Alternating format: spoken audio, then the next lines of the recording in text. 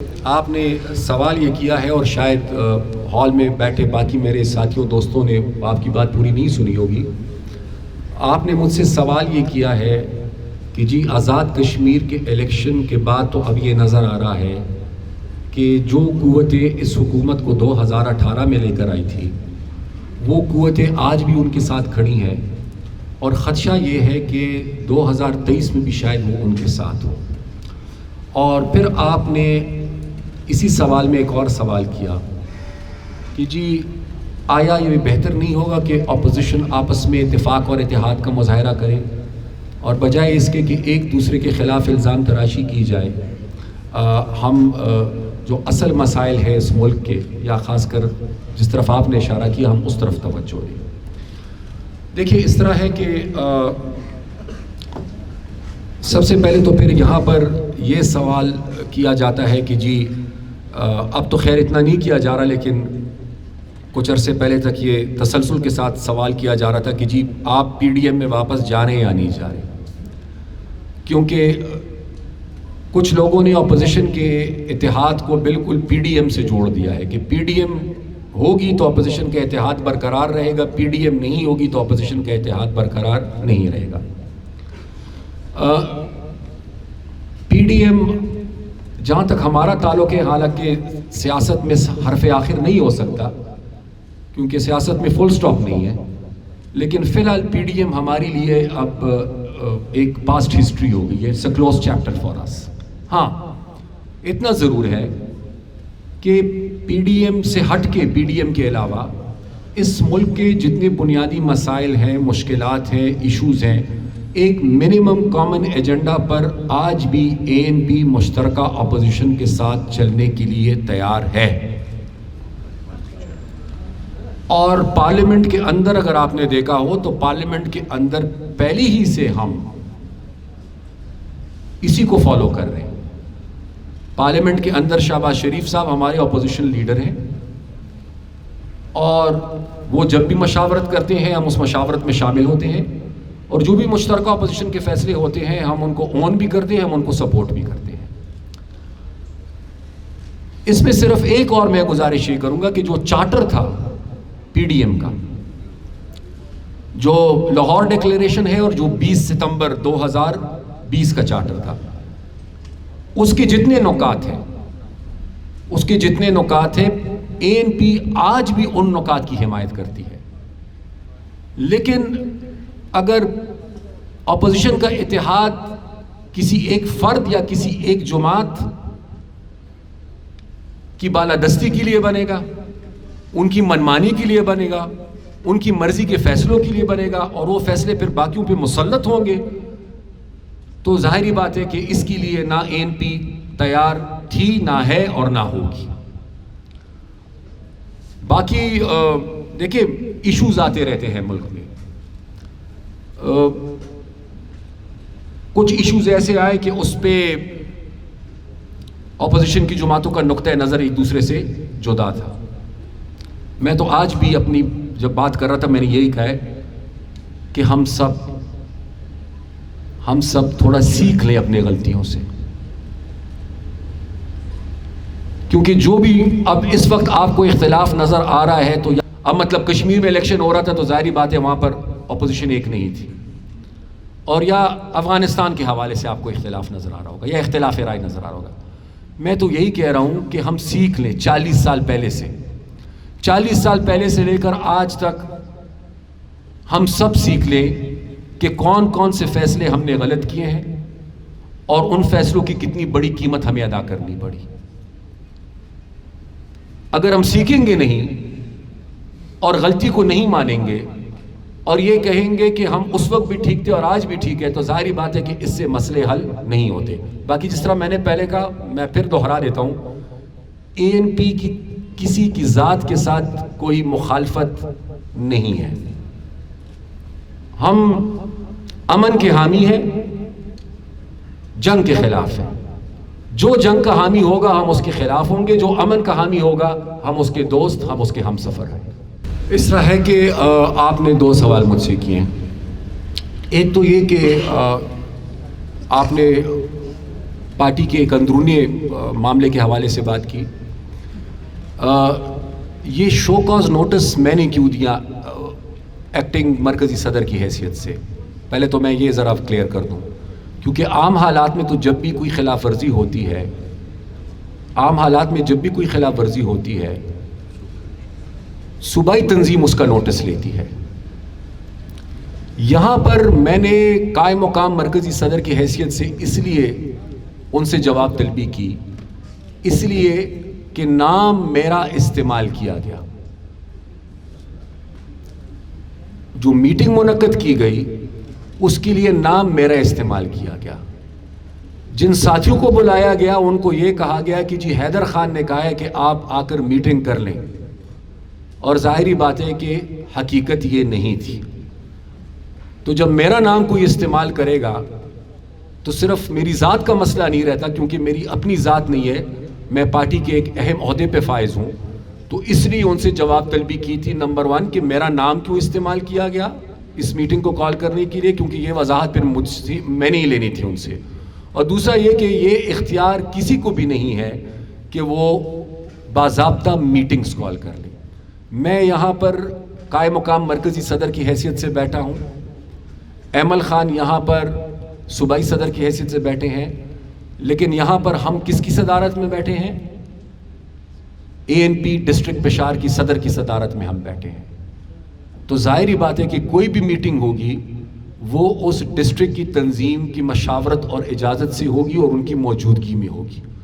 ایسی کوئی اور جو میٹنگ ہوگی وہ پھر آئینی نہیں ہو سکتی، وہ غیر آئینی ہے.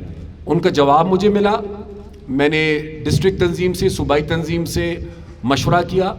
اس جواب سے نہ ڈسٹرکٹ کی تنظیم مطمئن تھی نہ صوبائی تنظیم مطمئن تھی، اور میں خود بھی اس لیے مطمئن نہیں تھا کہ میرا نام استعمال کیا گیا تھا. اس کے بعد میں نے ان کی رکنیت معطل کی ہے، ختم نہیں کی. میں نے ان کی رکنیت معطل کی ہے، اس لیے معطل کی ہے کہ میں اب یہ چاہوں گا، میں یہ دیکھوں گا کہ وہ اب آگے چل کر کیا کنڈکٹ اپناتے ہیں. تو اب ان پہ نظر اب رکھیں گے. اگر مزید خلاف ورزیاں ہوں گی تو پھر مزید سخت فیصلے ہوں گے. اگر خلاف ورزیاں مزید نہیں ہوں گی تو ظاہری بات ہے کہ مجھے کوئی شوق نہیں ہے کہ میں کسی کے خلاف سخت فیصلے کروں. لیکن ایک بات طے ہے کہ عوامی نیشنل پارٹی میں روز اول سے آئین اور اصول سب کے لیے ایک برابر ہے، اور کسی کو یہ اجازت ہم نہیں دے سکتے کہ وہ اپنا آئین اور اپنے اصول بنا کر عوامی نیشنل پارٹی کے فیصلے کرے. جہاں تک آپ نے بات کی میرے چھوٹے بھائی لونگین خان کے حوالے سے، کہ مجھے نہیں پتا، ابھی آپ نے مجھے بتایا کہ انہوں نے اپنے عہدوں سے استعفیٰ دیا ہے. میری لونگین خان سے جتنی بات ہوئی تھی اس سے پہلے تو لونگین خان نے مجھے کہا تھا کہ جی مجھے بھی جب انہوں نے میٹنگ میں مدعو کیا تھا تو آپ کا نام لے کر مدعو کیا تھا. یہ لونگین خان نے خود مجھے کہا تھا کہ جب ان کو اس میٹنگ میں مدعو کیا گیا تھا تو لونگین خان کو بھی یہ کہا گیا تھا کہ حیدر خان کے کہنے پہ یہ میٹنگ بلائی گئی ہے. اور پھر میں نے لونگین خان کو یہی کہا کہ میں نے ان کو میٹنگ بلانے کا نہیں کہا، بلکہ میں نے یہ بھی کہا کہ آئندہ اگر ایسی کوئی صورتحال ہو اور میرے حوالے سے کوئی بات ہو تو پہلے مجھ سے ذرا آپ پوچھ لیا کریں. جہاں تک ان کی استعفیٰ کا تعلق ہے مجھے ابھی پتہ چلا ہے، ابھی اس کے بعد میں پھر پتہ کروں گا. جو صورتحال ہوگی وہ پھر میرے اور آپ کے سامنے اور پارٹی کے سامنے ہوگی. ریفرینڈم دیکھیے اس طرح ہے کہ کشمیر کا مسئلہ جو ہے تو پاکستان کا موقف اور کیس کیا ہے پہلے تو یہ دیکھنا ہوگا. روز اول سے لے کر آج تک پاکستان کا کنسسٹنٹلی موقف یہ رہا ہے کہ جی کشمیر کے مسئلے کو UN ریزولوشنز کے مطابق حل ہونا چاہیے. اب آپ عمران خان صاحب کے سٹیٹمنٹ کو اٹھا کے دیکھ لیں اور UN ریزولوشنز کو اٹھا کے آپ دیکھ لیں، پھر آپ کمپیئر کریں کہ پچھلے 70-71 سال سے جو ہماری پوزیشن رہی ہے کشمیر پہ، ہم اسے ایک قدم آگے جا رہے ہیں کہ ہم اس سے 2 قدم پیچھے جا رہے ہیں. سیکنڈلی، کشمیر میں اگر ظلم کے ذریعے کشمیریوں کی آواز کو دبایا جاتا ہے تو ظاہری بات ہے کہ ANP کی پالیسی اس پہ بڑی واضح ہے، عدم تشدد، نان وائلنس. کسی صورت کسی کو یہ اختیار نہیں ہے کہ اپنی مرضی کے فیصلے لوگوں پہ، مظلوم عوام پہ بائی فورس مسلط کرے. کشمیر کی قسمت کا فیصلہ کس نے کرنا ہے؟ کشمیر کی قسمت کا فیصلہ کشمیری عوام نے کرنا ہے. عمران خان ریفارمز شکمدین و آغا، عمران خان کے جو ریفارمز ہیں، اصل میں عمران خان کے ریفارمز بیسیکلی ان کے ریفارم کی بنیاد ایک مشین ہے جو ہمارے جو آج کل کے انفارمیشن منسٹر ہے، کیا نام ہے ان کا؟ فواد چودھری صاحب. بڑے اچھے انسان ہیں فواد چودھری صاحب. وہ بنیادی طور پر عمران خان صاحب وہ والے ریفارمز چاہتے ہیں کہ فواد چودھری صاحب نے سائنس اینڈ ٹیکنالوجی کے وزیر کی حیثیت سے جو مشین ایجاد کی ہے وہ مشین استعمال کی جائے. تو ظاہری بات ہے کہ وہ مشین جب استعمال ہوگی تو اس کا نتیجہ میں آپ کو ابھی سے بتا دیتا ہوں.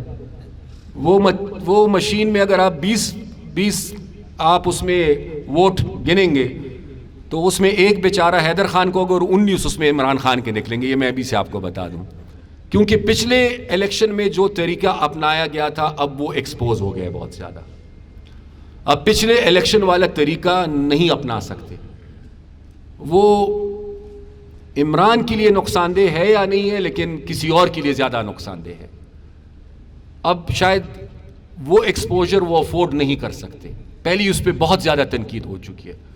اب میرے خیال سے 23 کے الیکشن کو ریگ کرنے کے لیے نئے طریقے ڈھونڈے جا رہے ہیں. اگر فیئر اینڈ فری الیکشنز، ہم تو کہتے ہیں ہم کب ریفارم سے گئے، لیکن ہم نے ان کو کہا ہے کہ جی آپ اپنے ریفارمز لے کر آئیں، ہم اپنے ریفارمز یعنی تجویز لے کر آتے ہیں اور بیٹھتے ہیں، پھر الیکشن کمیشن کو بھی بیٹھاتے ہیں. کیونکہ by the and of the day election کس نے کرانا ہے؟ میں نے یا عمران نے تو نہیں کرانا ہے. الیکشن تو الیکشن کمیشن نے کرانا ہے. تو سب سے پہلے تو الیکشن کمیشن کی انڈیپینڈنس کو انشور کر لیں اور اس کے بعد وہاں بیٹھ کر ریفارمز پہ بات کر لیں. یہ نہیں ہو سکتا کہ حکومت اپنی مرضی کے ریفارمز لے آئیں اور پھر وہ یہ کہے کہ جی یہی آپ نے ماننے ہیں. اگر آپ نہیں مانتے اس کا مطلب ہے کہ آپ ریفارمز نہیں چاہتے. دوسری میں یہ گزارش کروں، اعتبار بھی مجھے ان کا نہیں ہے. اب کل کو اگر میں بیٹھ جاؤں ان کے ساتھ اور میں ریفارم سے بات کر رہا ہوں اور میڈیا کے پاس آ کر بیٹھ یہ کہہ رہے کہ جی یہ تو اپنے لیے NRO مانگنے آیا تھا، تو پھر میں کیا کروں گا؟ تو پہلے تو میرے خیال سے تھوڑی کریڈیبلٹی اور اعتماد کو بھی اپنا بحال کریں. اور پتہ نہیں کیا مسئلہ ہے ان کو، وہ خود کیوں بات نہیں کرتے اپوزیشن سے. کشمیر پہ ایک صورتحال ڈیولپ ہوئی فروری میں، اس سے پہلے وزیر اعظم نہیں آئے. ابھی پچھلے دنوں افغانستان کی صورتحال پہ ہمیں بلایا گیا، ہم بیٹھے، وزیر اعظم نہیں تھے. اب الیکشن ریفارمز پہ بات کرنی ہے تو عمران خان کوئی بات نہیں کرتے. خود اٹھائے ٹیلی فون بات کرے شہباز شریف سے، اٹھائے ٹیلی فون بات کرے بلاول کو انوائٹ کرے. وہ تو میرے خیال سے اس کو اپنی توہین سمجھتے ہیں. تو اس مائنڈ سیٹ کے ساتھ کیسی حکومت کے ساتھ بیٹھا جائے؟ حیدر خان، قبل از وقت انتخابات کی باتیں ہو رہی ہیں، کچھ نظر آ رہا ہے آپ کو کہ 2023 کا الیکشن وقت سے پہلے ہوگا؟ دیکھیے، الیکشن قبل از وقت ہو یا وقت پر ہو، مجھے الیکشن کی ٹائمنگز کی اتنی فکر نہیں ہے. مجھے فکر یہ ہے کہ الیکشنز فیئر، فری اور ٹرانسپیرنٹ ہو. اگر یہ الیکشنز کرانے جو ابھی آپ نے کرائے ہیں تو یہ تو اگر آپ قبل از وقت کرائیں گے یا وقت پہ کرائیں گے، ظاہری بات ہے کہ ان الیکشنز کا کم از کم پاکستان کو کوئی فائدہ نہیں، کیونکہ وہ مرضی کے نتائج آئیں گے، انجینئرڈ ہوں گے. تو اس لیے اس وقت میری ترجیح قبل از وقت یا وقت پہ الیکشن نہیں، میری ترجیح اس وقت، میری پارٹی کی ترجیح جو ہے وہ fair and free and transparent elections ہے. پی ڈی ایم میں کیا کھویا اور کیا پایا؟ دیکھیں اس طرح دوستی میں، ذاتی دوستی میں کہ سیاسی میں، اچھا کیونکہ پی ڈی ایم میں ہماری ذاتی دوستیاں بھی بڑی بن گئی، اس لیے میں نے پوچھا آپ سے. اس طرح ہے کہ دیکھیں، یہ نہیں ہے کہ پی ڈی ایم صرف it was a bad transaction. میں یہ تو نہیں کہتا کہ P D M was a bad transaction. یہ تو میں نہیں کہتا کہ پی ڈی ایم سارا کا سارا گھاٹے کا سودا تھا. پی ڈی ایم کا سب سے بڑا فائدہ تو یہ ہوا کہ کم از کم ایک منیمم کامن ایجنڈا پر پارٹیز متفق تو ہوئی نا. وہ منیمم کامن ایجنڈا آج بھی ریکارڈ کا حصہ ہے. اب میں چاہوں بھی تو اس منیمم کامن ایجنڈا سے پیچھے نہیں ہٹ سکتا, کوئی اور چاہے بھی تو وہ نہیں ہٹ سکتا. اگر کوئی پیچھے ہٹے گا اس منیمم کامن ایجنڈا سے جس پہ ایک دفعہ متفق ہو چکے ہیں, جس میں پاکستان کے زیادہ تر مسائل کا حل ہے, تو ظاہری بات ہے کہ وہ پولیٹیکلی اور مورلی پھر بڑی ویک وکٹ پر ہوگا. تو ایک تو یہ. دوسرا میں یہ سمجھتا ہوں کہ کم از کم مجھے تو یہ موقع ملا کہ میں اپنی پارٹی کا موقف, مظلوم لوگوں کی مشکلات, بالخصوص پختونوں کا مقدمہ, مجھے کم از کم یہ موقع ملا کہ میں پختونوں کا مقدمہ لے کر پورے پاکستان کے پاس جا سکوں. اور حکومت پہ بھی پریشر بلڈ اپ ہو گیا تھا. وہ تو بعد میں, چونکہ اب میں کچھ کہوں گا تو پھر آپ کہیں گے کہ جی لفظی گولہ باری شروع ہو گئی ہے. وہ بعد میں کچھ ذاتی ایجنڈاز اور ایسے مسئلے آ گئے کہ اس میں پھر ساتھ چلنا ممکن نہیں رہا تھا. یہ نہیں تھا کہ اس کا صرف نقصان تھا. جب تک پی ڈی ایم قائم تھی ہم اس کا حصہ تھے, تو اچھی خاصی پولیٹیکل موومنٹ چلی اور حکومت پہ اس کا پریشر بھی تھا.